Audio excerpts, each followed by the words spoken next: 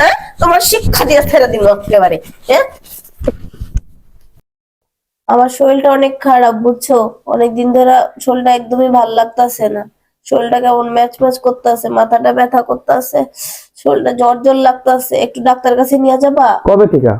আজকে 3-4 দিন ধরে এরকমই লাগতেছে আমার। উফ, আমাকে আগে বলবা না, আমার তো এখন সময়ই নাই, আমি তো সময় বেরই করতে পারতেছি না, যে ব্যস্ত অফিসের কাজে। তুমি একটা কাজ করো, তুমি কালকে চলে যাও একা একা, তুমি গিয়ে দেখা আসো, হ্যাঁ? আচ্ছা দেখি যাইতে পারি কিনা। আচ্ছা ঠিক আছে, আচ্ছা। হয়েছে, আর মাথায় করা লাগবে না, ছাড়ো।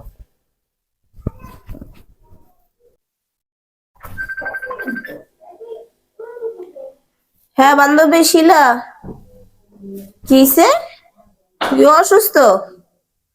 তাহলে চল কালকে তুই আর আমি একসাথে ডাক্তার দেখায় আসি। তো দুলাভাইরে বলছি ডাক্তার দেখানোর কথা, ওর নাকি সময় নাই।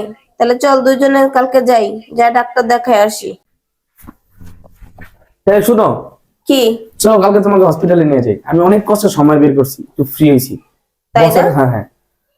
আমি যে তোমার এতদিন ধরে বলতাছি যে আমি অসুস্থ অসুস্থ, তুমি আমারে নিয়ে যাওয়ার কোনো নাম নাই, সময় নাই, তোমার না, কাছে না, সময় নাই। না, না। যেই আমি ফোনে কথা বলতেছি আমার বান্ধবী অসুস্থ, কালকে কইছে যে আমার লগে যাইবো, এই লিগা তুমি সময় পাইতেছো?